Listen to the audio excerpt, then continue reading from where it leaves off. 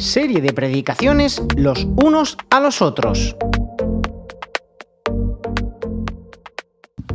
Muy bien, pues buenos días a los que no he podido saludar antes.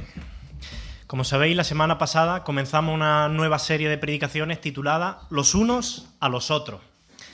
Y esta serie, si quieres poner el PowerPoint mientras, esta serie tiene como propósito el enseñarnos, recordarnos y animarnos a poner en práctica las distintas responsabilidades que tenemos los unos con los otros aquí. Como pertenecemos a una familia de la fe, Dios ha dado unas responsabilidades los unos con los otros. Si tú eres un hijo de Dios, tú tienes una serie de responsabilidades. Primero para con Dios, pero también para con tus hermanos, porque pertenece a la misma familia espiritual, ¿vale? Lo que suele pasar es que normalmente tendemos a tener bastante claras cuáles son nuestras responsabilidades para con Dios, pero quizás no tenemos tan claras cuáles son nuestras responsabilidades los unos para con los otros, ¿no? Con el paso del tiempo, yo creo además que los cristianos, especialmente aquí en Occidente, hemos ido progresivamente como abandonando ese sentimiento de colectividad, de que formamos parte de un cuerpo, y nos hemos vuelto una sociedad mucho más individualista, que piensa solamente en sí misma, ¿no? Yo creo también, aunque suene duro, que hemos hecho nuestra esa frase de Caín, ¿recordáis? Que dijo, ¿acaso soy yo guardián de mi hermano? Y la respuesta de Dios es, por supuesto que sí, eres guardián de tu hermano. Todos nosotros somos responsables del estado espiritual de aquellos que están sentados delante de nosotros, detrás de nosotros y a nuestro lado. Por la sencilla razón de que Dios nos ha hecho parte de un mismo cuerpo espiritual y de una misma familia de la fe. Solo en el Nuevo Testamento, la expresión unos a otros se repite en más de 50 ocasiones. Cuidaos los unos a los otros, hospedaos los unos a los otros, honraos los unos a los otros, perdonaos los unos a los otros, consolaos los unos a los otros, confesad vuestras ofensas unos a otros, sed generosos unos con otros, exhortaos unos a otros, amonestaos unos a otros, llorad unos con otros, y así, completamente lleno el Nuevo Testamento. Y a mí me gustaría que hoy reflexionáramos en un pasaje que está en la primera carta que el apóstol Pablo escribió a la iglesia en Tesalónica, a la iglesia en la ciudad de Tesalónica. En los versículos del 11 al 15 del capítulo 5. Primera de Tesalonicenses, capítulo 5, del 11 al 15. Los versículos van a aparecer en la pantalla. Y dice así, el apóstol Pablo. Dice, por lo cual, animaos unos a otros y edificaos unos a otros, así como lo hacéis. Os rogamos, hermanos, que reconozcáis a los que trabajan entre vosotros y os presiden en el Señor y os amonestan, y que los tengáis en mucha estima y amor por causa de su obra. Tened paz entre vosotros. Versículo 14. También os rogamos, hermanos, que amonestéis a los ociosos, que alentéis a los de poco ánimo, que sostengáis a los débiles y que seáis pacientes para con todo. Mirad que ninguno pague a otro mal por mal. Antes, seguid siempre lo bueno uno para con otro y para con todo. Hay un peligro en predicar así de manera temática y es que podemos quizás saltarnos el contexto de estas palabras y tal, así que me gustaría dedicar unos minutos al contexto, ¿vale? La iglesia en Tesalónica, a la que Pablo está dirigiendo estas palabras, es una iglesia que podríamos llamar una iglesia sana. Evidentemente no era una iglesia perfecta, como ninguna iglesia lo es, pero sí era una iglesia sana, porque recibían una buena enseñanza, tenían creyentes maduros con un buen testimonio público, y de hecho, si vosotros miráis en vuestras Biblias, en el capítulo 1, Pablo, el apóstol, después de dar saludos, lo que hace es elogiar a la iglesia por el buen testimonio que tiene. Pero, como en todas las iglesias sanas, también había ciertos hermanos que eran pues más inmaduros, más rebeldes, algunos más desanimados, otros más problemáticos, porque ninguna iglesia, por sana que sea, ninguna, está exenta de esa realidad. Por ejemplo, dentro de esta iglesia en Tesalónica había un grupo de creyentes que estaba muy, pero que muy triste, muy desanimado. Algunos creyentes en esa congregación habían muerto y los familiares vivos pues no estaban sabiendo sobrellevar, de alguna manera, esa realidad pues con la esperanza cristiana que eso requiere, ¿no? estaban tristes, estaban confundidos, desalentados, pasaba el tiempo, no podían levantar cabeza, y el apóstol Pablo tiene que escribirle en 1 de Tesalonicenses 4:13 y les dice: tampoco queremos, hermanos, que ignoréis acerca de los que duermen, una expresión para hacer referencia a los que han muerto. ¿Para qué? Para que no os entristezcáis como los que no tienen esperanza. Y en ese contexto de tristeza y de falta de esperanza es que Pablo los exhorta, como hemos leído antes en el versículo 11, que dice: por lo cual, animaos unos a otros y edificaos unos a otros, así como lo hacéis. Ese es el contexto de ese versículo. Luego, había también otro grupo de hermanos dentro de la iglesia que tenían una mala teología. Y lo peor de tener una mala teología es que si eso no se corrige rápido, una mala teología siempre lleva a una mala praxis. Y eso fue lo que sucedió en Tesalónica.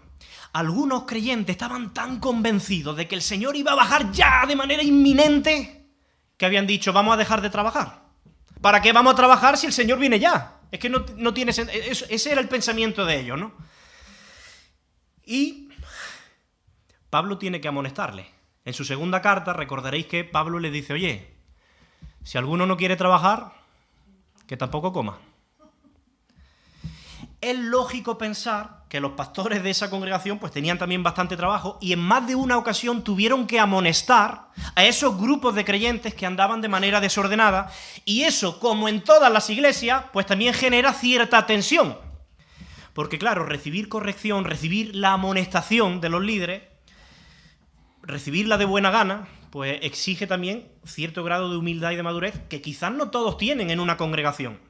Entonces había hermanos en aquella congregación que se rebotaban contra sus líderes, que se enfadaban contra ellos, que ya casi lo veían como enemigos, no querían reconocerlo. Y es triste, pero eso pasa incluso en las iglesias sanas como la de Tesalónica. Y en ese contexto es donde Pablo escribe el siguiente versículo, versículos 12 y 13, que dice: os rogamos, hermanos, si puedes pasar, ahí, que reconozcáis a los que trabajan entre vosotros, que los reconozcáis, a los que os presiden en el Señor y os amonestan, y que los tengáis en mucha estima y amor por causa de su obra, y tened paz entre vosotros. Y luego había otro grupo de creyentes dentro de aquella congregación que se habían vuelto muy ociosos en su vida espiritual. Sí, seguían llevando cierta vida de iglesia, seguían congregándose, pero descuidaban precisamente lo que es el tema central de esta serie de predicaciones: las responsabilidades los unos para con los otros. Se habían convertido en meros consumidores que se congregaban simplemente para recibir. Yo quiero escuchar una buena predicación, yo quiero escuchar una buena alabanza, yo quiero pasar un buen tiempo, pero descuidaban las responsabilidades que tenían para con los demás. Y esperaban pues, que fueran otros, especialmente los líderes, los que siempre hicieran ese trabajo, ¿no? ¿Que había un hermano en rebeldía? Bueno, que los líderes le digan algo, ¿no? Para eso están ahí. Eso a mí no me corresponde. ¿Que había un hermano triste o desanimado? Bueno, que vaya el pastor o que vayan los ancianos a darle ánimo, ¿no? Ese no es mi trabajo. ¿Que un hermano estaba equivocado en lo que creía? Bueno, pues ya aprenderá, ¿no? Ese no es mi problema. En todo caso, que se acerque el consejo y le diga algo. Y en ese contexto es que el apóstol Pablo tiene que decirle en el versículo 14: también os rogamos, hermanos, que amonestéis a los ociosos, que alentéis a los de poco ánimo, que sostengáis a los débiles, que seáis pacientes para con todo. Y es probable que alguno de vosotros esté pensando: pues vaya iglesia sana, ¿no? Si esto es una iglesia sana, entonces no me quiero imaginar lo que es una iglesia enferma. Pues sí, esto es una iglesia sana. Porque una iglesia sana no es una iglesia perfecta. Cuidado, con la expectativa. A veces podemos confundir esto y pensar que si en una iglesia hay este tipo de problemas, pues que entonces no es una iglesia sana, ¿no? Y si tú piensas así, no vas a encontrar una iglesia sana en ningún rincón de este planeta. Ahora, habiéndonos puesto ya un poco en contexto de todos estos versículos, quiero que profundicemos en cada una de esas responsabilidades de los unos para con los otros que hemos leído en estos versículos, del 11 al 15, ¿vale? Y quiero que seamos desafiados cada uno de nosotros. Quiero que podamos ser sinceros y a la luz de la palabra, pues podamos ver si estamos cumpliendo nosotros personalmente con esas responsabilidades, ¿vale? La primera, versículo 11, dice: por lo cual, animaos unos a otros y edificaos unos a otros, así como lo hacéis.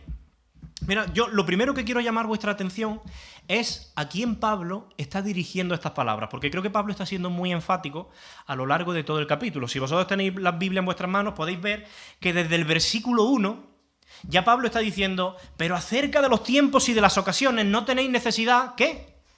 Hermanos, de que yo os escriba. Versículo 4, mas vosotros, hermanos, no estáis en tiniebla. Pablo está todo el rato hablando a los hermanos. La tarea de animar y de edificar no es exclusiva de los líderes, no es exclusiva del consejo. Si tú ves a un hermano desanimado, tristón, cabizbajo, tú no digas, a ver si se acerca el pastor y le anima. Dios ha permitido que tú veas a tu hermano en esa situación para que seas tú y no otro el que ayude a tu hermano en esa situación. Dicho de otra manera, cuando tú te encuentras a un hermano y el Espíritu Santo que está en ti te permite discernir que ese hermano está triste, que está abatido, desconsolado, desanimado, y tú no haces todo lo que está a tu alcance de manera intencional para animarle y edificarle, entonces tú estás faltando a tu responsabilidad como hermano y Dios te pedirá cuentas por ello. Escucha esto. Dios quiere usarte a ti. Hay muchos creyentes que no saben cuál es su ministerio en la iglesia. Da la sensación de que si no sirven en algo que se ve mucho, como puede ser la predicación, las presidencias, el grupo de alabanza o la escuela dominical, pues se sienten sin ministerio. Yo es que no hago nada. Yo no sé cuál es mi ministerio. Y no hay una idea más falsa que esa. Tú que me escuchas, si tú eres de verdad un hijo de Dios, entonces tú eres hermano de aquellos que también son hijos de Dios por la fe en Jesús. Y entonces tú tienes el ministerio, el deber delante de Dios de animar y de edificar a tus hermanos. Y tú puedes decir, bueno, ¿y eso cómo lo hago? Si es que yo no he estudiado teología, yo no he tenido esa oportunidad, o yo no he hecho ningún curso de consejería. Escucha bien, no se trata de ti. No se trata de tus capacidades o de tus habilidades humanas. Se trata de lo que el Espíritu Santo puede y quiere hacer a través de ti. Dios desea usarte para animar y edificar a tu hermano. A veces va a bastar simplemente con unas palabras de aliento. Acercarte y decir, hermano, ánimo, confía en el Señor. A veces bastará con un, oye, te noto triste, ¿puedo orar por ti un minuto? Y apartarte con él y orar en ese momento. A veces quizá la tristeza de tu hermano es tan impactante para ti que no sabes qué decir. Pues no digas nada, pero dale un abrazo. Dile, no estás solo, te entiendo. Dios puede usarte de mil maneras. A veces quizás simplemente puede decir, oye, ¿te apetece si quedamos esta semana y tomamos un café y hablamos? Tú no necesitas ser un gran teólogo para animar y edificar a tus hermanos. Lo único que necesitas es disposición y cumplir con tu responsabilidad diciendo, Señor, que tu Espíritu me ayude a animar y a edificar a mi hermano en estos momentos. Con eso basta. La palabra griega que aquí se utiliza para animar también se puede traducir como infundir aliento, transmitir esperanza, consolar. Y la palabra edificar, la segunda que se menciona, se puede traducir como reconstruir algo que estaba roto en la vida de tu hermano. Es ser capaz de dar una palabra que sume, que edifique, que construya, no que reste, no que desanime, todo lo contrario. Ahora te pregunto, ¿puedes pensar cuándo fue la última vez que tú hiciste esto con algún hermano de esta congregación?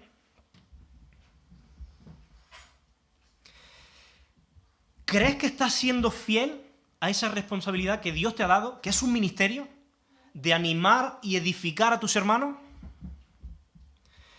Porque yo estoy convencido de que eso fortalecería y edificaría. O sea, si nosotros como iglesia, todos sin excepción, fuéramos capaces de entrar en esa dinámica, de alentarnos unos a otros, de edificarnos unos a otros, estoy convencido de que esta iglesia sería cada día más fuerte y más edificada. Ahora, yo no estoy diciendo que evidentemente eso no se haga, ¿no? Yo sé que se hace, ¿no? De hecho, Pablo, si os fijáis en el final del versículo 11, fijaos lo que dice. Dice, por lo cual animaos unos a otros y edificaos unos a otros, así como lo hacéis. Pablo está reconociendo que de alguna manera en la iglesia, ya que es una iglesia sana, eso se está produciendo. Pero siempre hay un margen de mejora. Siempre se puede mejorar más. A todos nosotros seguro, el Señor nos ha usado en un momento o en otro para edificar y animar a un hermano. A veces incluso lo ha hecho sin que nosotros seamos conscientes de ello. Pero lo que Pablo está diciendo es, hermanos, hay margen de mejora. Esforcémonos, seamos intencionales, tomemos en serio este ministerio. Versículo 12, sigue diciendo, hermano, os rogamos, hermano, que reconozcáis a los que trabajan entre vosotros y que os presiden en el Señor y os amonestan, y que los tengáis en mucha estima y amor por causa de su obra, y tened paz entre vosotros. De nuevo, ¿a quién está dirigiendo Pablo estas palabras? A los hermanos, a todos.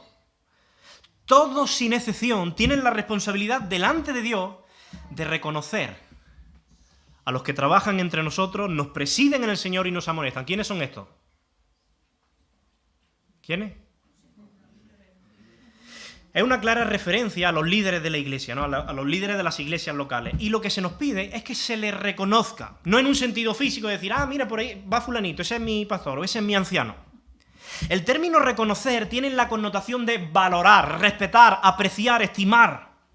Y hay que tenernos en alta estima, dice Pablo, porque ellos llevan a cabo 3 funciones, 3 tareas que los hacen merecedores de ese respeto. La primera tarea, y lo veis allí en rojo, es que ellos trabajan, la segunda es que presiden y la tercera es que amonestan. Lo primero que Pablo está diciendo es que el ministerio pastoral es un trabajo, trabajan. Y no cualquier trabajo. La palabra que aquí se utiliza para trabajo designa un trabajo que conduce al agotamiento físico y emocional. Es la misma palabra, por ejemplo, que se utiliza en Apocalipsis 2:2, cuando Jesús, en referencia a la iglesia de Éfeso, dice, yo conozco tu arduo trabajo. Es un trabajo arduo que conduce al agotamiento. Es la misma palabra que en Juan 4:6 se traduce como cansancio. Dice así Juan 4:6, entonces Jesús, cansado del camino, se sentó así junto al pozo. Lo que Pablo está diciendo es que el trabajo de los líderes es agotador en todo sentido, físico, emocional y espiritual. Y yo no quiero entretenerme mucho en esto, porque no me quiero salir tampoco del tema de hoy, pero me parece muy interesante que el mismo apóstol Pablo, en otro pasaje, inspirado por el Espíritu, compara el ministerio pastoral con el sufrimiento de una mujer en parto. Fíjate lo que dice en Gálatas 4:19.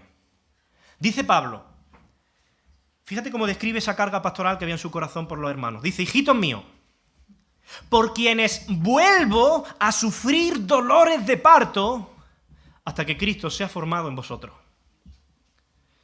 Y me llama la atención que Pablo dice, vuelvo.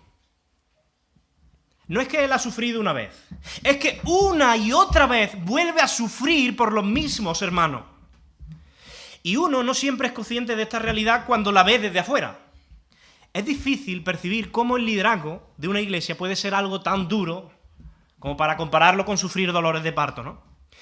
Pero yo animo a que podáis preguntarle a cualquiera de esta congregación de hace 10, 20 años que haya pasado por el consejo o que haya sido anciano y le preguntáis si es duro o no. A cualquiera. Yo estoy convencido de que la mayoría de los que han pasado por ahí, en algún u otro momento, han llorado por esos dolores de parto. Han tenido noches sin dormir. Han pensado en renunciar y en tirar la toalla del ministerio. Estoy seguro. Porque además el ministerio pastoral no tiene epidural. Toca abrazar el sufrimiento por causa del llamado. Es inherente. Así que tú sea que puedas entender lo que implica el ministerio de los líderes o que no lo entienda en absoluto, hónralos, estímalos, respétalos, valóralos, porque Dios dice que su trabajo, por amor a los hermanos, es agotador. Y la segunda razón por la que ellos merecen respeto, o esa honra, es porque ellos presiden, dice el versículo. Y esta palabra, presidir, se puede traducir también como gobernar, dirigir. Son aquellas personas que han sido designadas por la iglesia, por supuesto, pero que gobiernan bajo la autoridad de Jesucristo para que la voluntad de Jesucristo sea ejecutada en esa iglesia local. Y lo tercero, que dice Pablo, por lo que se le debe reconocer, es porque ellos os amonestan. La amonestación es advertir a los hermanos de las malas acciones que están cometiendo. Es corregirles por medio de palabras, y eso puede ocurrir tanto en la enseñanza pública, a través de una predicación, como también a través de la enseñanza privada, consejería, en una conversación, a través de advertencia, de consejos prácticos. Y es probable que esta sea, yo diría que es una de las partes quizás más difíciles del ministerio pastoral, ¿no? ¿Por qué? Pues porque a nadie le gusta ser corregido, o ser amonestado, o ser disciplinado. Uno como pastor sabe que cuando le toca amonestar a alguien, lo sabe que va a sufrir. Y a veces va a recibir de vuelta palabras hirientes. A veces va a recibir de vuelta acusaciones, a veces se pondrá en duda tu llamado, o incluso, tristemente, podrás perder el apoyo, la simpatía o la amistad de ese hermano al que tú tratas de amonestar. Y eso que antes de amonestar a alguien, pues uno siempre primero trata de buscar la dirección del Espíritu Santo en oración para que sea Dios el que te dé ternura, te dé gracia, te dé palabra amable, misericordia, porque tú no quieres dañar a la persona. O sea, tú no vas a amonestarle como el que está por encima. Tú vas a amonestarle como un hermano que está luchando contra el mismo enemigo que se llama pecado y no eres superior a él y un día necesitarás también su ayuda. Pero a la misma vez necesita valentía, necesita autoridad para decirle lo que Dios quiere decirle. Hermanos, no exagero si os digo que a veces un líder tiene que prepararse durante meses para amonestar a un hermano. Porque también es muy fácil amonestar de una manera inadecuada, ¿no? Y ninguno estamos exentos de eso, ¿no? Hermanos, no es fácil, es duro, hay lágrimas, hay noches sin dormir, hay miedos, hay temores. Y Dios lo sabe, y como Dios lo sabe, dice a los creyentes: reconoced a los que trabajan entre vosotros y os presiden en el Señor y os amonestan. Y termina el versículo 13 diciendo: y tened paz entre vosotros. Cuando cada creyente en una congregación cumple sus responsabilidades con los demás, de animarse, de edificarse, y a la misma vez se vive en ese respeto al liderazgo, se va a crear una atmósfera de paz en la iglesia que va a beneficiar a todos los creyentes. Ahora bien, en una iglesia local, en cualquiera, siempre habrá muchísimo trabajo. Muchísimo. Tanto que los líderes, por muchos que sean los líderes, nunca llegarán a cubrir o abarcar todas las necesidades de esa congregación. Es imposible. Por eso Pablo, que lo sabe, fijaos lo que les dice a continuación, versículo 14. También os rogamos, hermanos, que amonestéis a los ociosos, que alentéis a los de poco ánimo, que sostengáis a los débiles y que seáis pacientes para con todo. De nuevo, os pregunto, ¿a quién dirige Pablo estas instrucciones? A los hermanos, ¿no? Es muy importante y muy interesante tener en cuenta que Pablo está dirigiendo estas palabras a los hermanos, no a los líderes en particular. Y digo que es muy interesante porque lo que aquí se requiere de los creyentes es el cuidado pastoral de los hermanos. No sé si te has dado cuenta. Pablo no le está pidiendo a los pastores que cumplan sus funciones pastorales. Se da por hecho, ¿no? Pablo está pidiendo a los creyentes que cumplan funciones pastorales los unos con los otros. Es un error pensar que solo los pastores llevan a cabo funciones pastorales. Evidentemente, los pastores llevan a cabo funciones pastorales. El error está en pensar que solo son ellos los que llevan a cabo funciones pastorales. ¿Se entiende, no? Mira, para que una iglesia sea sana, no perfecta, sana, todos los creyentes de esa congregación deben cumplir funciones pastorales los unos con los otros. Amonestar a los ociosos, alentar a los de poco ánimo, sostener a los débiles, es responsabilidad de todos. Eso es lo que está diciendo Pablo, inspirado por el Espíritu. Los pastores, por mucho que nos esforcemos, nunca llegaremos a cubrir todas las necesidades de una congregación. Y Dios lo sabe. Por eso ha establecido un modelo de iglesia en el que todos los miembros cumplen funciones pastorales unos con los otros y se cuidan los unos a los otros y crecen los unos con los otros. De otro modo, por ejemplo, ¿quién pastorea al pastor?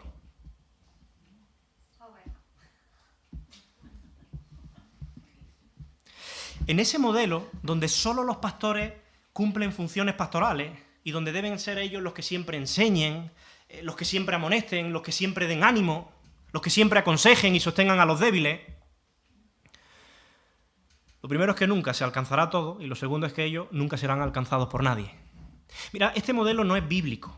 Es más, no es que no sea bíblico, es que es antibíblico porque va en contra de lo que Dios enseña en su palabra. La pregunta es,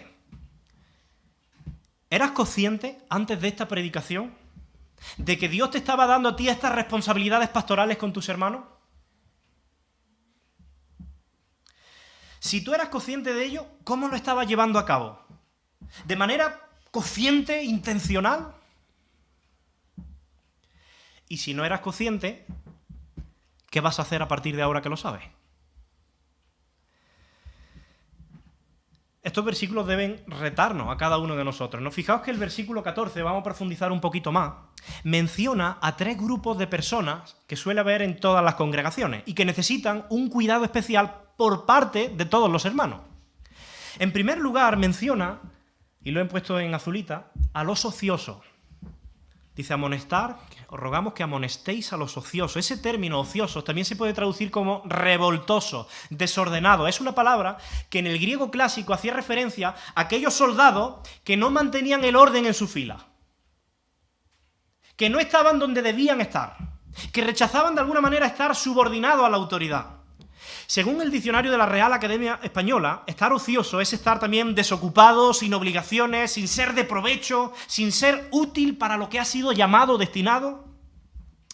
Y a este grupo de personas el apóstol Pablo nos manda a todos los creyentes a amonestarlo, es decir, a advertirle, regañarle. Ahora, ¿cómo debe hacerse esta amonestación? Porque también hay que ser cuidadoso con esto, ¿no?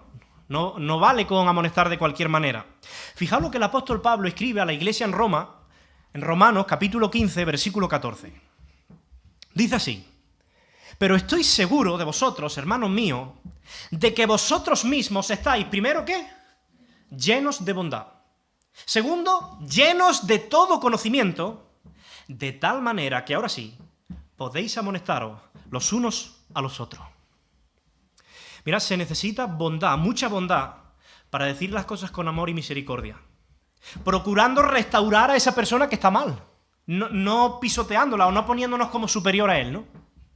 Y además dice Pablo que necesitamos conocimiento de la verdad para poder amonestar. Nosotros no podemos ser buenos consejeros o buenos amonestadores si no comprendemos cuál es la voluntad de Dios tal y como nos ha sido revelada en las Escrituras. De ahí la importancia de que nos estemos empapando continuamente de las Escrituras, ¿no? Fijaos lo que Pablo escribe a la iglesia en Corinto. Sabéis que Pablo le metió mucha caña a la iglesia de Corinto. Esa sí que no era una iglesia sana, estaba llena de pecado por todos lados. Pablo los amonestó en un montón de ocasiones.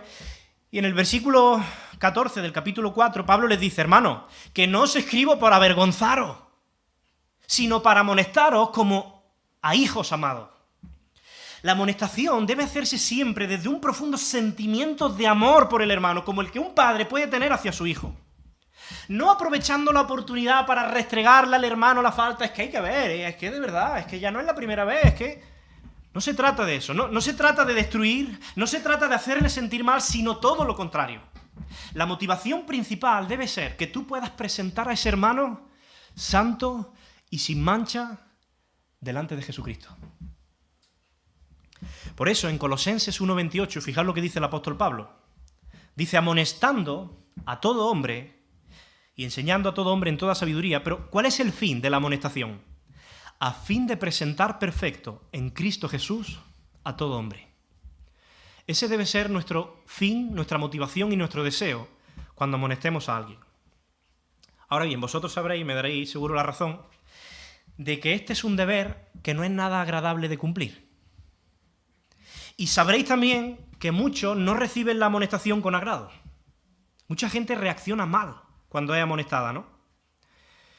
Y como nosotros sabemos eso y probablemente hemos tenido experiencias negativas ya en este sentido, pues a veces somos tentados, porque es mucho más cómodo ver a un hermano en pecado y no decirle nada. Vamos a evitar decirle nada porque como le diga algo ya sé que va a haber un momento de tensión, no se lo va a tomar bien, va a ser un calentadero de cabeza, vamos a entrar en una discusión y seguramente hasta pierda su amistad. ¿Es verdad que pensamos así o no? Pero eso, hermano, eso no es amor. Si tú actúas así, no estás amando a tu hermano. Estás odiando a tu hermano. Te estás amando, pero a ti mismo. Porque solo estarías pensando en ti, en tu propia comodidad, en evitarte tú problemas con tu hermano a costa de que él siga hundiéndose en el pecado y sufrirá las consecuencias de ese pecado. Es como ver que algo le está haciendo daño y tú dices, pues bueno, yo no me meto ahí, no vaya a ser que...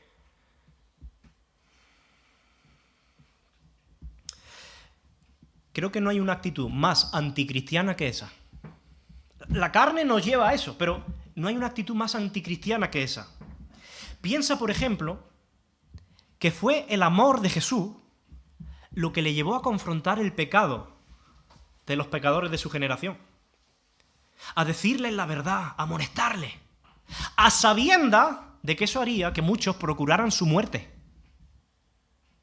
Pero Jesús no sacrificó la verdad, no dejó de amonestarles. Piensa precisamente que fue el amor de Jesús lo que llevó a denunciar a los hipócritas de su tiempo, a sabiendas de que eso le iba a costar la persecución y muchos problemas. Te voy a decir algo, nadie te ama más que aquel que es capaz de sacrificar su comodidad para amonestarte. Y tú quizás no lo ves así, en ese momento. Y tú te enfadas, y tú te puedes rebotar. Pero escucha esto, nadie te ama más que aquel que es capaz de sacrificar su comodidad para amonestarte. La pregunta es, ¿vas a ser fiel tú a tu propia comodidad? ¿O vas a ser fiel a Jesucristo y a las almas que Él ha puesto bajo tu responsabilidad? Porque de la misma manera que Dios, a quien ama, disciplina, el hermano, a quien ama, amonestará.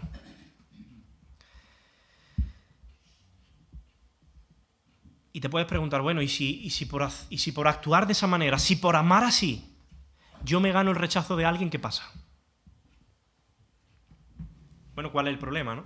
El apóstol Pablo se hizo la misma pregunta. En Gálatas 4:16, no aparece aquí, pero lo podéis buscar, en Gálatas 4:16, Pablo se pregunta, dice, ¿me he hecho pues vuestro enemigo por deciros la verdad? Eso es lo que dice Pablo. Pero él no sacrificó la verdad en ningún momento. Él no escogió evitar la amonestación para evitar problemas con sus hermanos. Él escogió un camino mucho más excelente, el camino del amor, y eso incluye la amonestación. Y Pablo dice, pues ¿busco agradar a los hombres o busco agradar a Dios? Porque si todavía tratara de agradar a los hombres, entonces no sería siervo de Cristo. Eso es lo que Pablo dice en Gálatas 1:10. Hermano, escucha esto. A veces, por amar más, vas a ser amado menos. Pero ese es el precio de ser fiel a Jesús. Y Jesús te lo va a recompensar. Fíjate lo que el mismo apóstol Pablo, después de regañar mucho a la iglesia de Corinto, porque la iglesia de Corinto pues estaba muy mal, él mismo dice en su segunda carta, en el capítulo 12, versículo 15, dice, y yo, con el mayor placer gastaré lo mío, y aún yo mismo me gastaré del todo por amor a vosotros, por amor de vuestras almas, aunque, ¿qué? Amándoos más, sea amado menos. Qué duro, ¿eh? Pablo sabe que el precio de cumplir funciones pastorales en la iglesia es que en ocasiones vas a ser amado menos. Pero él estaba dispuesto a correr ese riesgo. Él estaba dispuesto, por amor a Cristo y por amor a sus hermanos, él estaba dispuesto a hacer lo que él tenía que hacer, a pesar de que amándolos más, él fuera amado menos. Eso es amor. La pregunta es, ¿estás siguiendo tú, estoy siguiendo yo, el modelo establecido por Dios, donde todos tenemos que cumplir responsabilidades pastorales unos con los otros? ¿O el modelo antibíblico, donde se espera que solo los líderes o el consejo hagan esas cosas bajo la excusa de, bueno, yo no soy líder, esa no es mi función? ¿Cuándo fue la última vez que fuiste capaz de amonestar a un hermano con bondad y con verdad? ¿Lo recuerda? ¿Un hermano de esta congregación?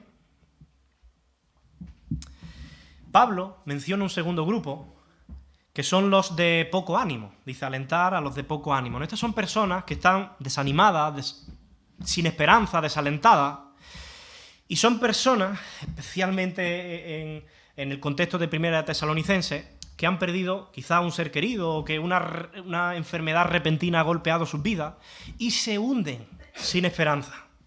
No hay nada que les consuele. Algunos creyentes de aquella congregación estaban tan desanimados por la muerte de sus seres queridos que se preguntaban que qué iba a pasar con ellos. Y Pablo quería que comprendieran que la muerte no es el final. Que cuando Cristo regrese, todos los creyentes sin excepción, estén vivos o estén muertos, se reunirán para no volver a sufrir ni a morir y compartirán todos la misma gloria. Por eso Pablo en 1 Tesalonicenses 4:13 les tiene que decir: tampoco queremos, hermanos, que ignoréis acerca de los que duermen, de los que han muerto, para que no os entristezcáis como los otros que no tienen esperanza. Lo que le está diciendo es: hermanos, no tenéis que tener esa tristeza como los paganos que no tienen ninguna esperanza.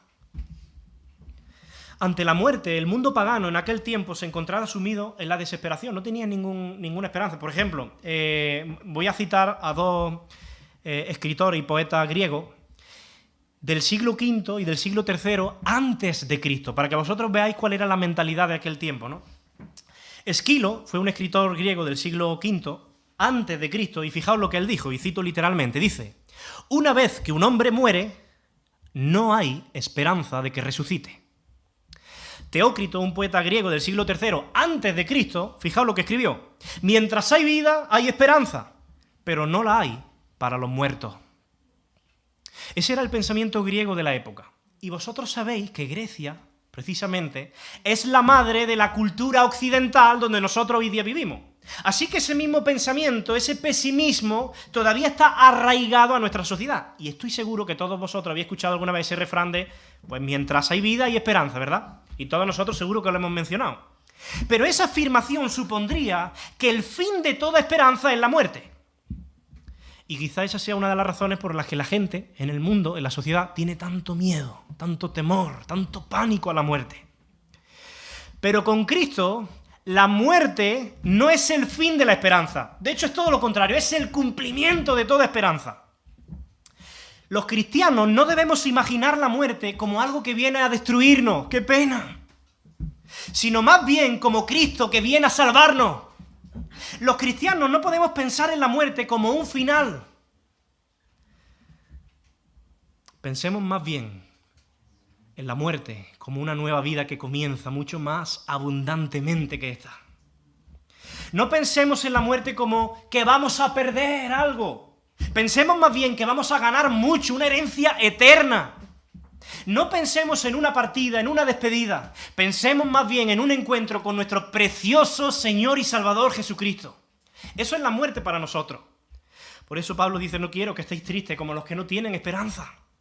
Ahora bien, ¿cuál es nuestra responsabilidad con aquellos que dentro de una congregación puedan estar desanimados?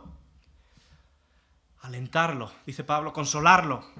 Mira, esa palabra que se utiliza en estos pasajes se vuelve a utilizar una vez más precisamente en la segunda carta a los tesalonicenses, y Pablo dice: como el Padre a sus hijos, os exhortábamos y consolábamos a cada uno. En 2 Tesalonicenses 2:11. Lo que Pablo está diciendo es que nosotros debemos alentar, cuidar a los hermanos como un buen padre cuidaría a su hijo y lo consolaría cuando éste está sufriendo, cuando lo está pasando mal. La iglesia debe ser una familia donde todos se cuidan como padres a hijos. La pregunta es: ¿somos nosotros sensibles? ¿Estás siendo tú sensible a las pruebas, a las luchas, al desánimo de tus hermanos? ¿Te interesas por conocer el estado de ánimo y espiritual de tus hermanos? ¿O dejas que eso siempre lo hagan otros? Por supuesto, consolar o alentar a alguien requiere pues un interés genuino por ayudar a esa persona, y eso muchas veces implica pues un esfuerzo extra, dedicar tu tiempo, dedicar llamadas, invertir dinero en hacer un viaje, en visitar, orar por ese hermano. ¿Cuándo fue la última vez que hiciste eso por un hermano de esta congregación? Porque la Biblia enseña que esa es nuestra responsabilidad. Por supuesto, yo no estoy diciendo que esto no se haga. Estoy seguro y sé, me consta que se hace, ¿no? Pero siempre hay margen de mejora. Y Pablo quiere decirnos: ánimo iglesia, este es el camino. Y el tercer grupo que menciona el apóstol Pablo en 1 Tesalonicenses 5 son los débiles. Los débiles. En toda comunidad hay un tercer grupo de personas que necesita ayuda, que necesitan ser enseñados, ayudados, apoyados, para que puedan crecer espiritualmente y comprometerse más con su iglesia local. El término débiles hace referencia muchas veces en el Nuevo Testamento a aquellas personas que tienen una debilidad espiritual o moral. Y ellos necesitan un cuidado especial. Yo siempre que leo este texto me viene a la mente una anécdota que me sucedió en mis años de seminarista. Estando en el seminario, uno de mis compañeros, en una vigilia, confesó públicamente su lucha contra un pecado, pues que le estaba destrozando internamente. Y él lo confesó porque él quería la ayuda de su hermano, ¿no? Yo no sé si por nuestra inmadurez también como compañeros y por nuestra falta de responsabilidad, pues quizás decíamos dentro de nosotros, bueno, que se encargue el director, ¿no? Que se encarguen los profesores de esto, si yo al final pues soy un compañero más, ¿no? El caso es que no supimos hacer un seguimiento con este hermano, no supimos acompañarle, luchar con él contra el pecado, sostenerlo en oración. Y por batallar solo contra ese pecado y sin ayuda, él fue acumulando frustración tras frustración, día tras día, hasta que él mismo se sentía en un sinsentido, empezó a dudar de si era cristiano, si no era cristiano, empezó a dudar de su llamado y terminó tomando la decisión de abandonar el seminario y, lo que es peor, de abandonar su llamado. Lo que Pablo nos dice es que si nosotros vemos a alguien así, si nosotros somos conscientes del pecado de alguien, no debemos dejar que sean los líderes los que hagan ese trabajo. Hermanos, por supuesto debemos ser muy cautos a la hora de condenar el pecado de un hermano, como si nosotros estuviéramos exentos de pecado. Debemos sostener a los débiles, dice Pablo, ayudarles a ser fortalecidos, animarles a la comunión fraternal, porque cuando uno está en pecado normalmente, pues no le apetece reunirse, no le apetece congregarse, no le apetece leer la palabra, no le apetece depender de Dios, y nosotros tenemos que ponernos al lado, cogerle de la mano y decir, vamos, comunión fraternal, vamos, estudiemos juntos la palabra, venga, vamos a orar, vamos a depender de Dios. Eso es lo que Pablo está diciendo. Y Pablo termina ese versículo 14 diciendo, y que seáis pacientes para con todo. Yo creo que esto es como un resumen de todo lo anterior, ¿no? Porque la paciencia es necesaria si queremos amonestar a los ociosos, la paciencia es necesaria si queremos alentar a los de poco ánimo y también si queremos sostener a los débiles, ¿no? ¿Quieres ministrar a tus hermanos de una manera efectiva? Pues Pablo está diciendo, ten paciencia. Pues nos gustaría quizás ver resultados rápidos, ver los frutos de una manera pues muy rápida, ¿no? Y si carecemos de paciencia, si nosotros somos dados a lanzar un juicio precipitado contra un hermano sin conocer la situación, pues vamos a fallar, vamos a hacer más daño. Seamos pacientes, como el Señor Jesús lo es con nosotros y lo ha sido con nosotros, ¿no? Y termina Pablo en el versículo 15 diciendo, mirad que ninguno pague a otro mal por mal. Antes, seguid siempre lo bueno, unos para con otros y para con todo. Mira, cuando Pablo dice, mirad que ninguno pague a otro mal por mal, es que es muy interesante porque él está diciendo esto dentro del contexto de la iglesia. O sea, Pablo de alguna manera está dando por hecho de que aún en la iglesia vamos a encontrar ingratitud, oposición y, en definitiva, cualquier mal contra nosotros. Si tú te acercas a un hermano para amonestarlo, es probable que ese hermano se rebote contra ti y que tenga contra ti pues palabras ingratas, algún gesto feo y reacciones pecaminosas. Pero Pablo nos dice que cuando eso pase, que pasará tristemente, debemos estar listos para perdonar. Para no pagar con mal el mal que recibimos. Que si después de amonestar a un hermano, ese hermano, ahora cada vez que te ve, te ignora y mira para otro lado, acércate tú y abrázale. Que si después de amonestar a alguien, ese hermano deja de ser tierno contigo, ya no es apacible como debería, háblale tú con ternura, sabiendo que la palabra áspera hace subir el furor, pero la blanda respuesta quita la ira. Que tú sabes que después de ese encuentro que tuviste con tu hermano donde la amonestaste, él ya no te soporta. Y notas la tensión, y sabes que habla mal de ti a tus espaldas. Ora por él, bendícele, no busques venganza. El apóstol Pedro, escribió en su primera carta: no devolváis mal por mal ni maldición por maldición, sino por el contrario, bendiciendo, sabiendo que fuisteis llamados para que heredaseis bendición. Pero fijaos que no solamente estamos llamados a no devolver mal por mal, sino a devolver el mal que recibimos con un bien.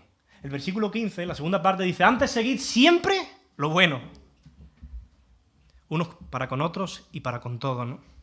Si alguien te hace mal o tiene una mala reacción contra ti, no se trata solamente de que no le devuelva el mal, sino que seas capaz de ir una milla más, como decía Jesús, y hacerle un bien. Y es interesante que Pablo dice: unos para con otros y para con todos. Es decir, esto debe extenderse ya no solo en nuestro comportamiento como hermanos, como iglesia, dentro de esta congregación, sino para con todos. Esa debe ser nuestra ética ante el mundo. Si tú eres un hijo de Dios, si tú eres un cristiano, entonces tú no puedes eludir ninguna de estas responsabilidades que Dios te ha dado a ti. Este es tu principal ministerio. Y el espíritu que hay en ti te va a capacitar. No justifique el incumplimiento de cada uno de estos ministerios, de estas responsabilidades, con frases del tipo: ay, es que esa no es mi función. Es que eso es función del consejo, de los líderes. Ay, es que ese no es mi don. Yo no tengo el don para eso. Ay, es que yo no sé cómo hacerlo. Yo no sé hablar, no tengo esa... No. Si te cuesta, porque te puede costar, ponlo en oración. Ponlo en las manos de Dios, pero luego hazlo. Porque el Espíritu te va a capacitar. Dios nunca te pedirá nada para lo que Él no esté dispuesto a capacitarte. Si Él te pide esto, es porque Él está dispuesto y quiere capacitarte. Hermano, una de las señales de decadencia en cualquier iglesia es cuando los miembros no se interesan los unos por los otros, creando una cultura de espectador, ¿no? Nosotros vamos a saber que estamos funcionando correctamente como iglesia cuando los ociosos sean amonestados, cuando los de poco ánimo reciban aliento y cuando los débiles sean ayudados. Y eso es un error dejarlo solamente en manos de los pastores o de los ancianos, ¿no? Me he acordado de que Bachir, sabéis que él perdió a su padre esta semana, ¿no? Y me ha pedido que por favor me envió esta mañana un mensaje, y creo que va al hilo un poco de esto, ¿no? Y me dijo que lo leyera, y dice así: Iglesia, muchas gracias a todos por vuestros mensajes.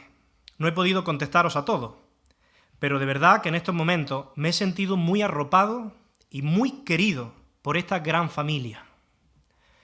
Y es capaz de decirlo a alguien que no comparte nuestra fe, ¿no? Quiero transmitiros que también ya estoy mejor respecto a cómo estaba el viernes. Tengo mis momentos de bajón, pero por lo general estoy bien. Gracias, familia, gracias de corazón.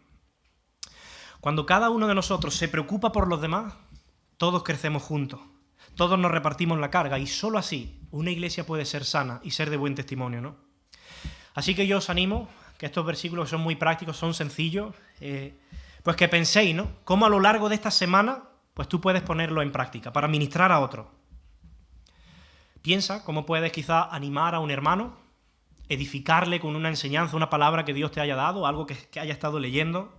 Piensa cómo puedes amonestar si sabes que alguien está ocioso en pecado y hacerlo con bondad y con verdad. Piensa cómo puedes sostener a los que están emocionalmente mal. Piénsalo, pero hazlo también. Cumple esa responsabilidad con tu hermano, ¿no? Debemos corregir esa idea equivocada de que solo los pastores o solo los líderes tienen que hacer ese trabajo, ¿no? Y que cuando los líderes no lo hacen, pues entonces es culpa de ellos, ¿no? Evidentemente todos, sin excepción, tenemos culpa y tenemos responsabilidad en todo, ¿no?